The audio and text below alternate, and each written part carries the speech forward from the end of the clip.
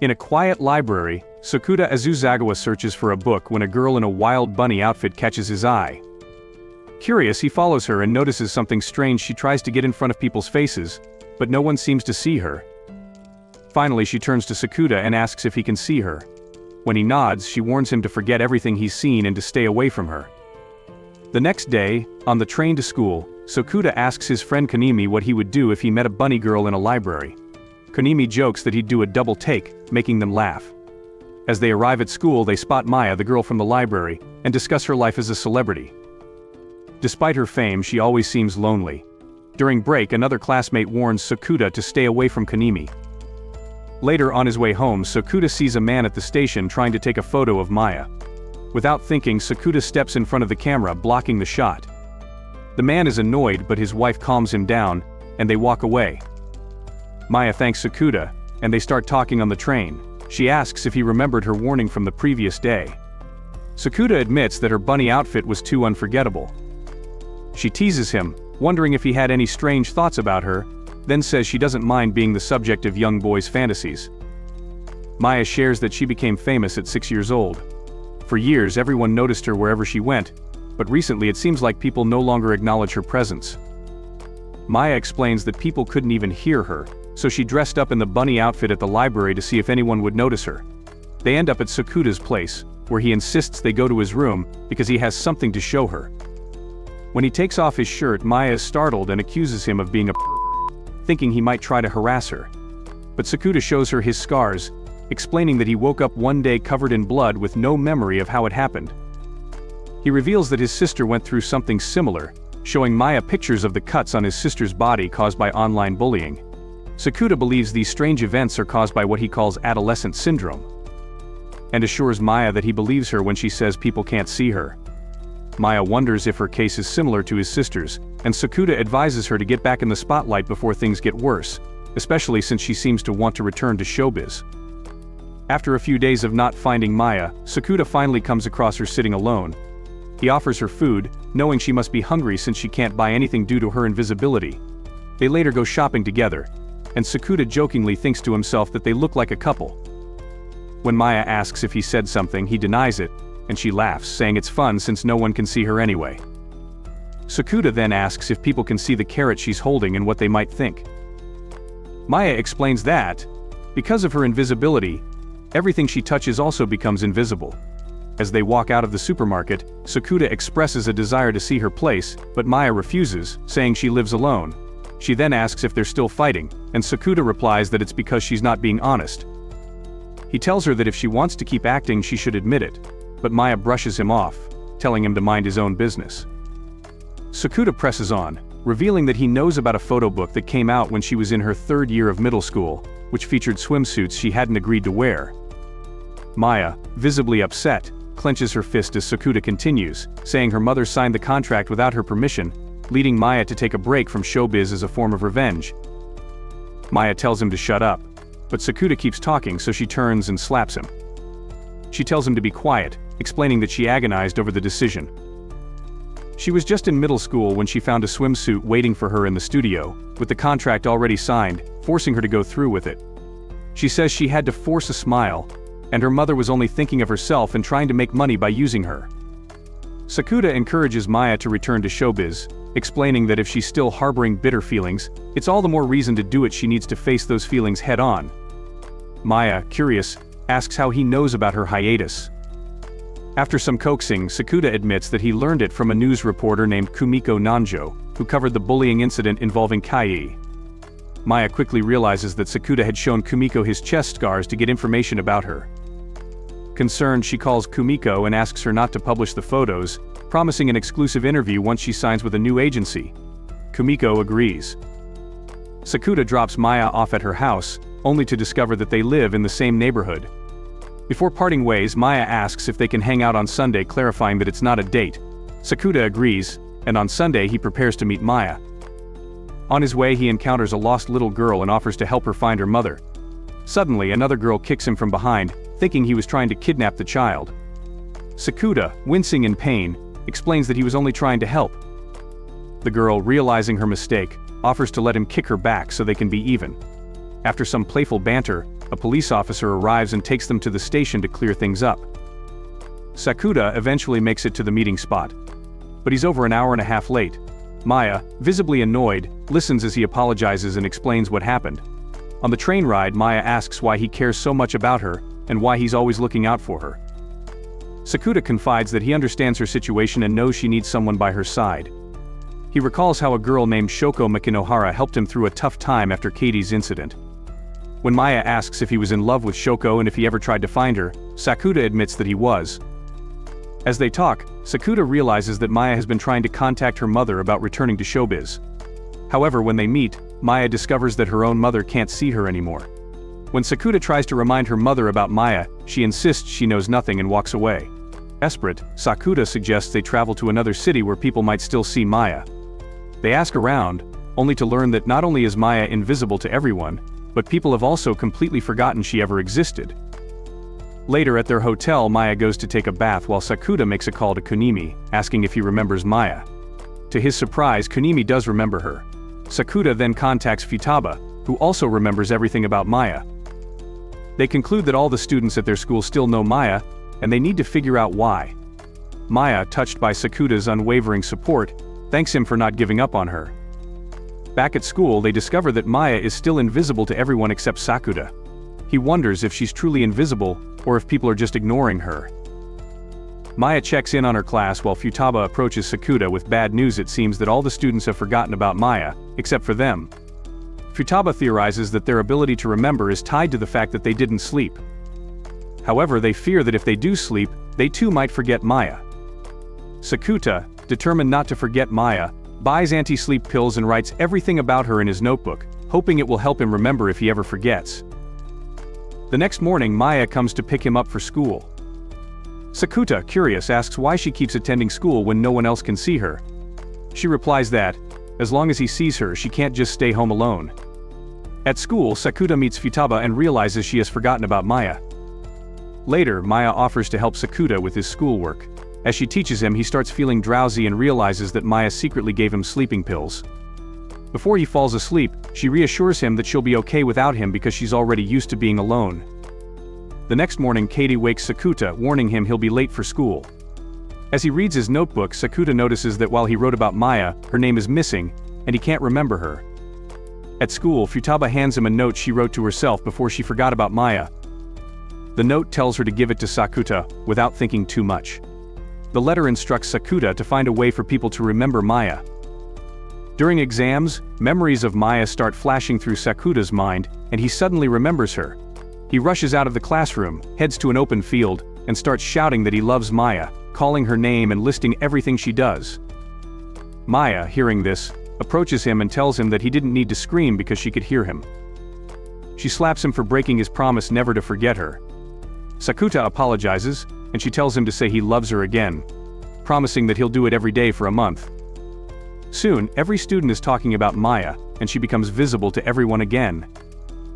The next morning, Sakuta is getting ready for school when Kadid watches the news about Japan winning a soccer match.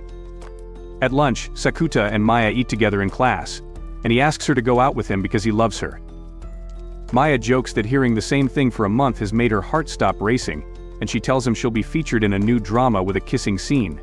Sakuta gets jealous and asks her to turn down the role, but she reassures him, saying it's not her first kiss. Confused and concerned, Sakuta asks when she had her first kiss, and Maya teases him by claiming he was her first kiss, only to reveal she was bluffing. When Sakuta admits he'd like to kiss her, Maya playfully tells him to close his eyes, only to feed him food instead, joking that it's an indirect kiss. Eventually, Maya agrees to go on a date with him. The next morning, Sakuta experiences déjà vu, noticing that the news about Japan's soccer win seems eerily familiar. He asks Kadid if they hadn't watched the same news yesterday, but she insists it's their first time seeing it.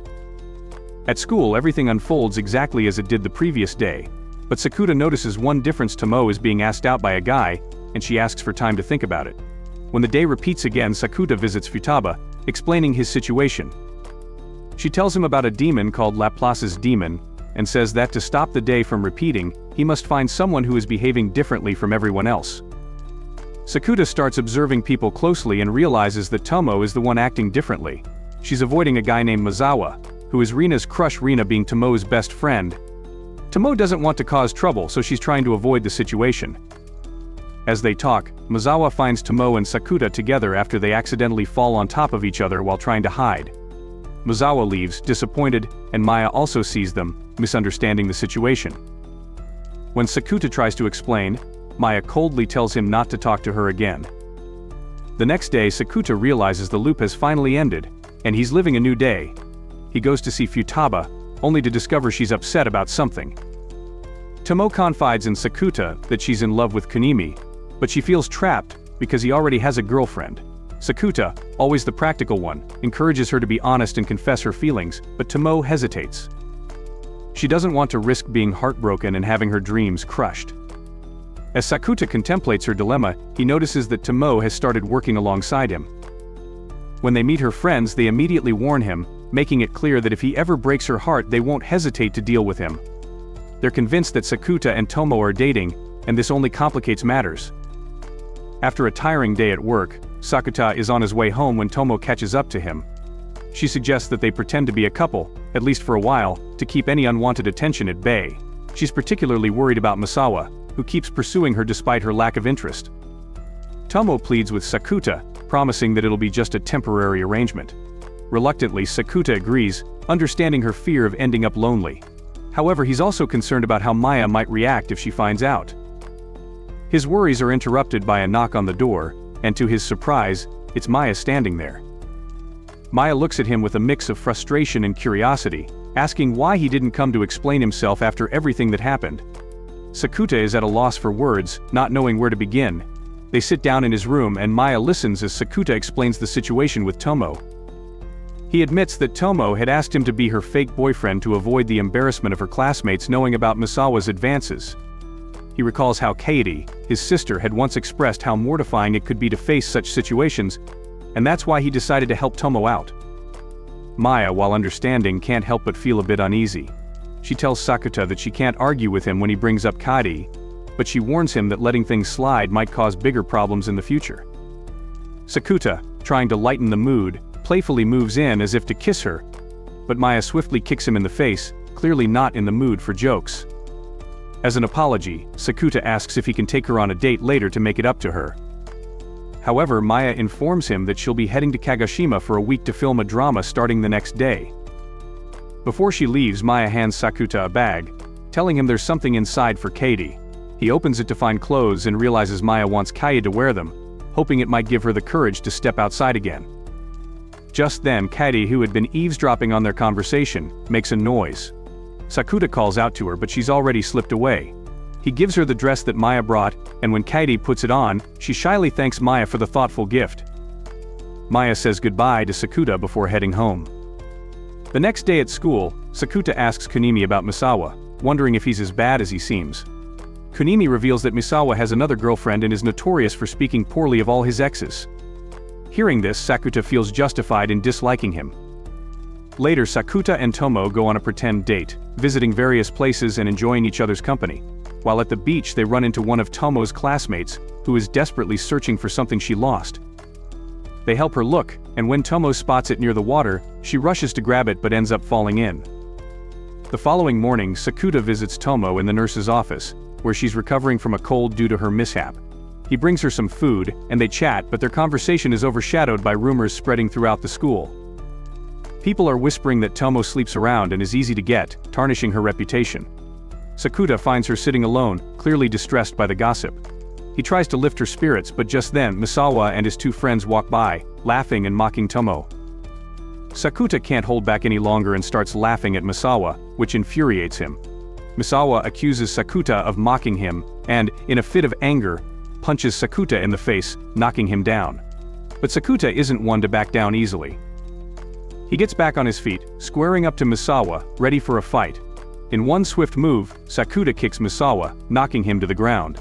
He then tells Misawa that his behavior is pathetic and that he should go clean his face, because Sakuta had stepped in something unpleasant the day before. The fight ends with Sakuta standing tall, defending Tomo's honor. Sakuta confides in Misawa, revealing with a smirk that he's a This admission catches Misawa off guard, and Sakuta seizes the moment to pull Tomo away from the jeering crowd. They find a quiet spot, and Tomo, relieved, thanks him. She assures him that everything Misawa said about her is false, emphasizing that she's just a virgin, nothing like the rumors that had been swirling around. Later, Sakuta is in his room with Mai, who's helping him with his studies. As they go over his schoolwork, she asks him about his future plans. With a serious expression, he tells her that his goal is to marry her. In response, Mai playfully dons her wild bunny outfit, hoping to give Sakuta some extra motivation to stay focused on his studies. She wants him to achieve good grades so they can both attend the same university. With a smile, she promises to tutor him, making sure he stays on track. Their conversation drifts to various topics, including Tomo. Mai brings up the fight Sakuta had with Misawa, teasingly accusing him of cheating on her with Tomoe. Sakuta quickly reassures her that she's the only one he truly loves, but Mai can't help but playfully admonish him, reminding him that, technically, Tomo is his girlfriend for now. As summer approaches, Sakuta and Tomo meet at school, and he accompanies her on a shopping trip to buy a swimsuit. They decide to go on a date afterward, where they talk openly about their fake relationship. Sakuta brings up the idea of breaking up since summer is just around the corner, wondering if it's the right time to end things.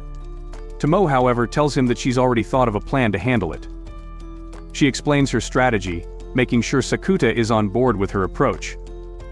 The next morning, Katie wakes Sakuta, telling him it's time to get up. As he checks the date, he notices it's July 18th. They have breakfast together, and on the train ride to school, Sakuta chats with Kunimi, who asks about his plans for the summer break. Sakuta mentions he'll be focused on work, while Kunimi talks about his team responsibilities and upcoming dates. At school, Sakuta meets up with Tomo, and they spend a day at the beach, enjoying each other's company. They play in the water, eat snacks, and have fun splashing each other in the lake. As the day winds down, they sit together and discuss their fake relationship. Both agree that it's time to call it quits, and they bid each other farewell. Tomo thanks Sakuta for everything, hoping he'll work things out with Mai. The next morning, Sakuta wakes up with an unsettling sense of déjà vu. He checks the date again and sees that it's July 18th once more. Confused, he realizes that everything is unfolding just as it did the previous day. He decides to confront Tomo, asking if she's experiencing the same repeated day, but she insists it's her first time. Frustrated, Sakuta explains his situation to Futaba, who suggests that either he might be the cause of the repetition or Tomo is lying to him. After enduring 4 identical days, Sakuta finally has enough. He takes Tomo to a different location, away from their usual spots, and confronts her directly. He tells her to stop pretending because no matter how many times she tries to roll the dice, his feelings will never change. He will always love Mai. Overwhelmed, Tomo breaks down in tears, confessing that she loves Sakuta deeply. Despite her feelings, Sakuta gently reminds her that they can only ever be friends. The next time Sakuta wakes up, it's June 27th, the day when the strange repetition first began.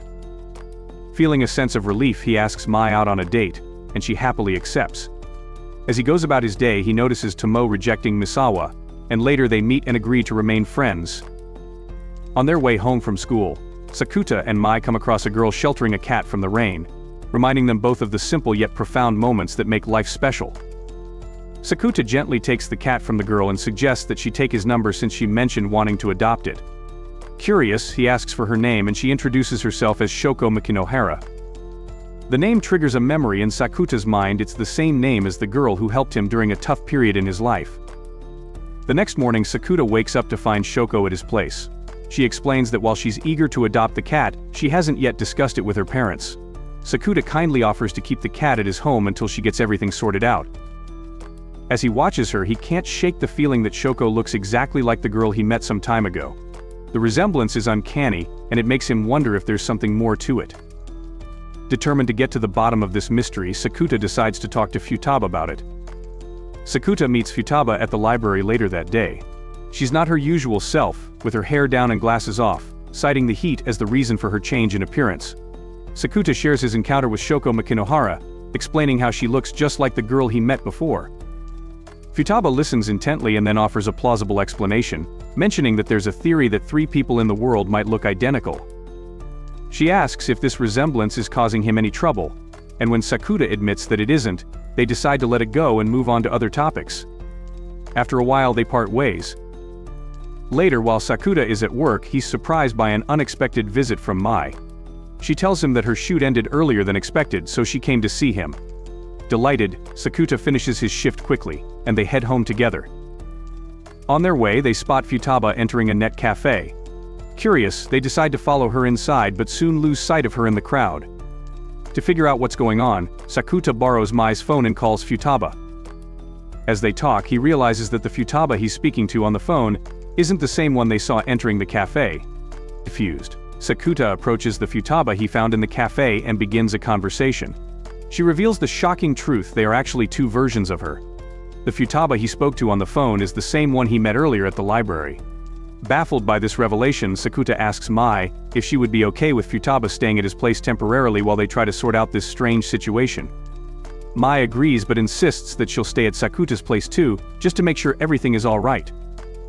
That night, while Futaba is sleeping in Sakuta's room, Mai sneaks out and goes to talk with Sakuta, who's resting on the couch.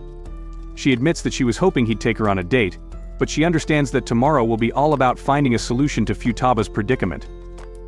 Sakuta reassures her of his love and leans in to kiss her, but Mai stops him halfway, giving him a playful smile before saying goodnight and returning to the room.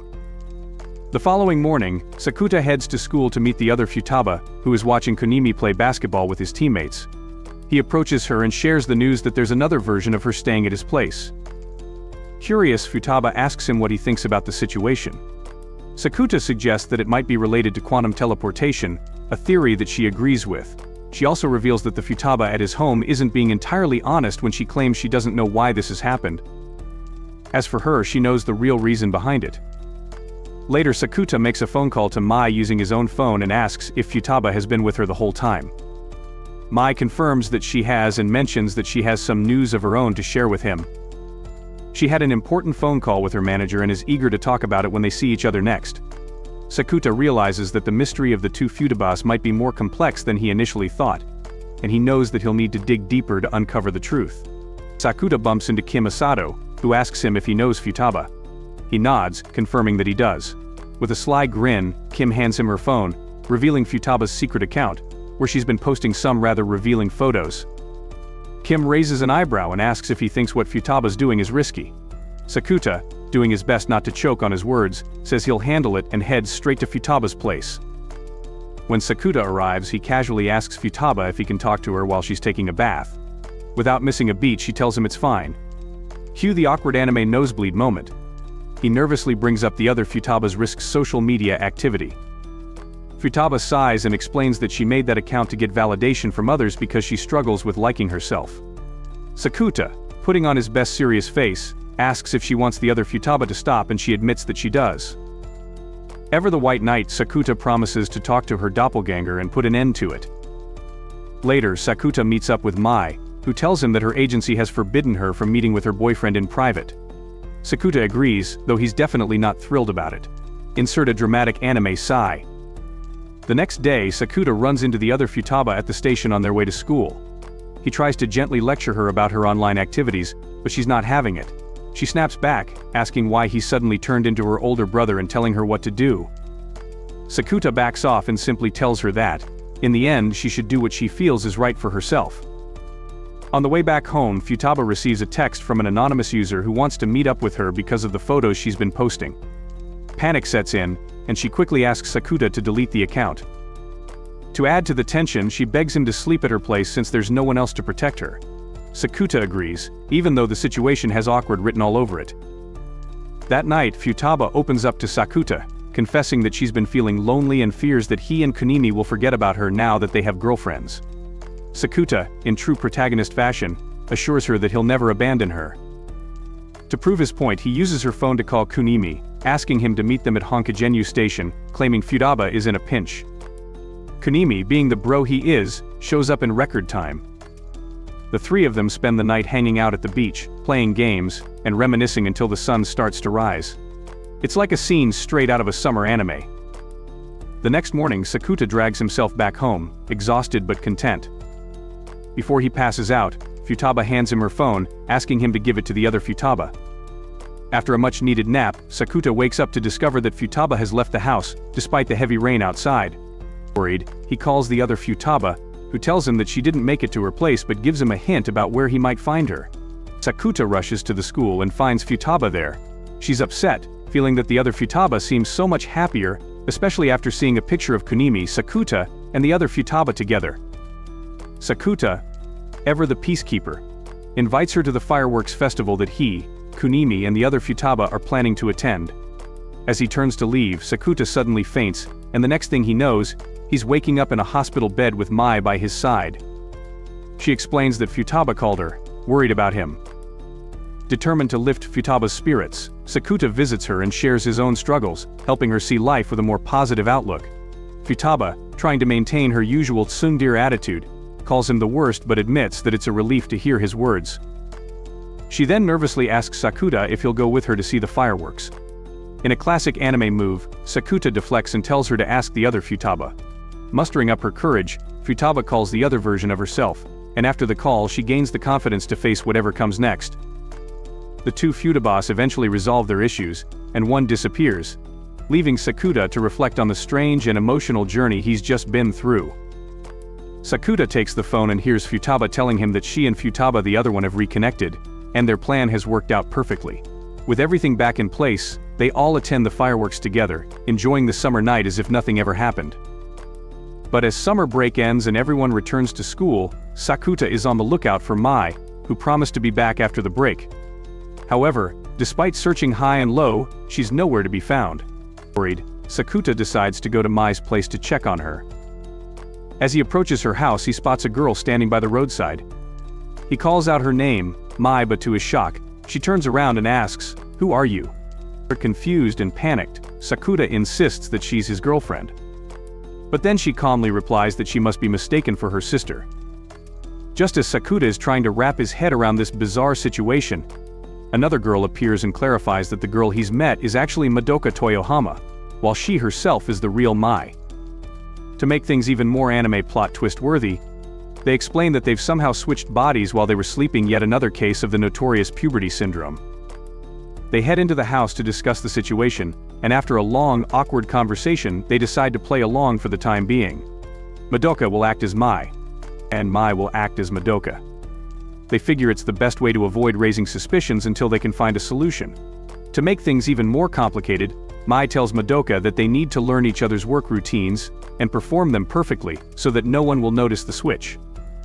Naturally, Sakuta is completely baffled, so he heads to Futaba for some advice. She tells him to keep his eyes peeled for any clues that might help him solve the issue. Always the hero, Sakuta takes Madoka, who's trapped in Mai's body, to the beach. As they walk along the shore, Sakuta starts asking her some probing questions. "Why don't you ever call Mai big sis around her?" he asks. He keeps pushing, eventually asking, "Why don't you just tell Mai that you hate her?" Madoka tries to deny it at first, but eventually admits that she does harbor resentment towards Mai because their mother constantly compares her to her more successful sister.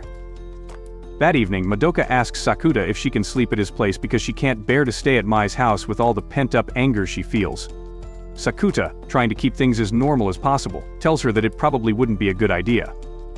Just then, Mai and Madoka's body shows up and asks what they're discussing.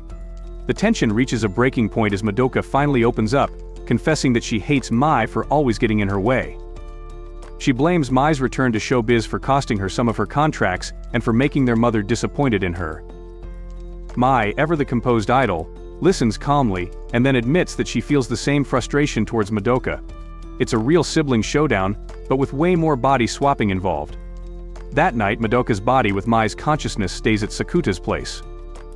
Meanwhile, Sakuta happens to pass by a photo shoot where Madoka in Mai's body is working. He watches in concern as she faints during the shoot, overwhelmed by the stress of the situation. Later he visits the real Mai and tells her what happened. Back at school, Kunimi notices Sakuta's bad mood and asks him what's wrong. Sakuta jokes that he wishes he had a big sister people could compare him to, but Kunimi can tell something serious is up. Kunimi then calls Kamisato, who tells Sakuta to spill the beans. Sakuta asks her if she ever hated her big sister, and she responds with a shrug, saying she doesn't like her sister but doesn't hate her either. Sakuta realizes that the situation between Madoka and Mai isn't just about liking or hating each other, it's way more complicated than that. Later, Sakuta meets up with the real Mai, who gives him a spare key to her house with a mysterious warning: never open the cabinets in the Japanese-style room. Naturally, Sakuta's curiosity gets the better of him. When he visits Mai's house and talks to the real Madoka still in Mai's body, he can't resist sneaking a peek into the forbidden cabinets while she's taking a bath. As he opens them, he mutters to himself that he just wishes Madoka and Mai could hurry up and make up already. When Sakuta finally gets back to his place, Mai and Madoka's body scolds him for being late. He tries to cover it by saying he was cleaning and doing dishes, but Mai isn't buying it. She asks if that's really all he was doing, and he confesses that he was also thinking about how she and Madoka should just reconcile already. The next day, Sakuta sees Kaede wearing a school uniform for the first time in ages. She shyly asks him for a compliment, but all he can manage is a joke about it smelling like the closet. Kunimi swoops in with a more sincere compliment, calling Kaede cute, and she hands Sakuta a souvenir as thanks. Sakuta watches Madoka still in Mai's body as she films a commercial, performing flawlessly despite all the pressure. Afterward, Madoka tells Sakuta that she's tired of living under constant pressure and doesn't know how much longer she can take it. Just then, she receives a call from Mai, but instead of answering, she hands the phone to Sakuta. Mai tells him that his father has called and wants to meet him in a couple of days. Sakuta shares the news that Madoka nailed the commercials, and Mai reassures him that everything will work out in the end. With the body-switching mystery still unresolved, Sakuta knows he's in for a few more twists and turns before this is all over. Sakuta and Mai find themselves in an intense encounter with Madoka's mother, who is furiously demanding the return of her daughter. In a surprising twist, Madoka, currently inhabiting Mai's body, explains to her mother that her real daughter didn't come home. She offers to let her mother check inside the house to find out for herself. The mother insists that if she sees Madoka, she must tell her to come back immediately. Later, Sakuta meets up with his father. They chat about Kaede, and Sakuta updates his father on her well-being. He also asks his father what it's like to be a parent. His father responds with a philosophical, "You'll understand when you have kids of your own someday." Sakuta takes this as a cue to continue navigating his current family and relationship complexities. Soon after, Madoka and Sakuta attend a show that Mai had invited them to using tickets she gave Sakuta. To Madoka's surprise, she sees Mai, who's in her body, performing exceptionally well. Mai even gets featured in Sweet Bullet's new song, leaving Madoka both amazed and annoyed. She's particularly upset when she notices how happy her mother looks at the performance, which only deepens her feelings of inadequacy. After the show, Madoka tells Sakuta that she wants to go to the beach. Once they arrive, she starts running into the water.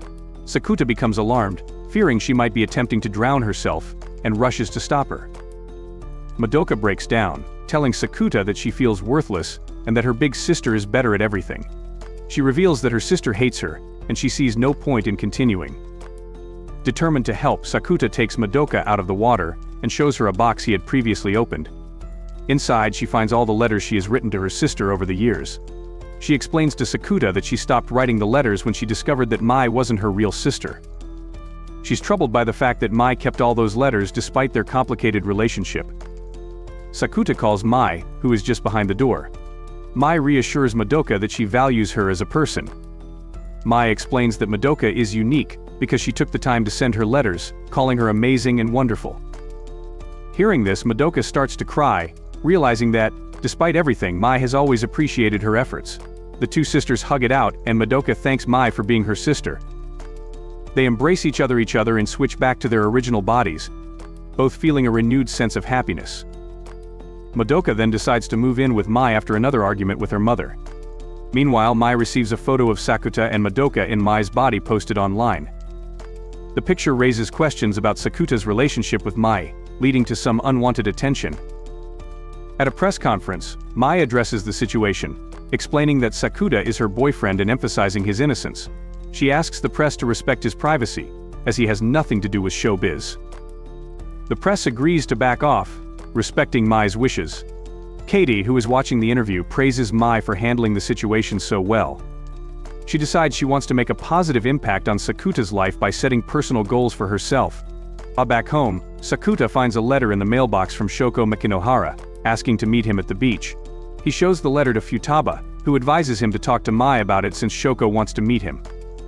Sakuta is unsure how to proceed, so he decides to text Mai. Mai tells him it's okay to meet Shoko but insists he should be back by 6 o'clock. As Sakuta heads out, he runs into Kano, a friend of Kaede's from her school. Kano confides in Sakuta, expressing regret for not supporting Kaede during her bullying. Now, She wants to make amends by meeting Kaede. Sakuta explains that meeting Kaede might complicate things further.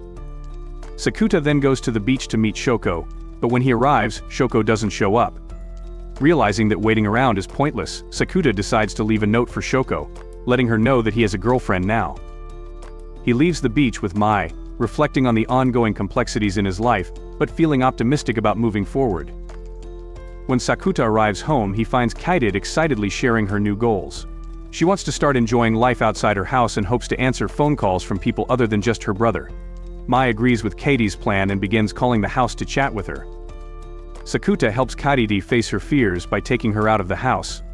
He plans trips to the beach with Mai and Madoka, aiming to make her feel more comfortable. At the beach, Kano appears and calls out to Kaede. Kaede asks Kano who she is, and Mai is surprised by the situation. She asks Sakuta what's going on, and he explains that Kaede has lost her memory.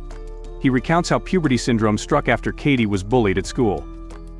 The embarrassment caused her to forget everyone and everything in her life. She hoped that erasing her memories would prevent her from making more mistakes. Their mother couldn't handle the situation and went mad, leaving Sakuta to care for Kaede, while their father went to take care of their mother elsewhere. Sakuta, left with deep scars, found that no one believed his story when he tried to explain it to doctors.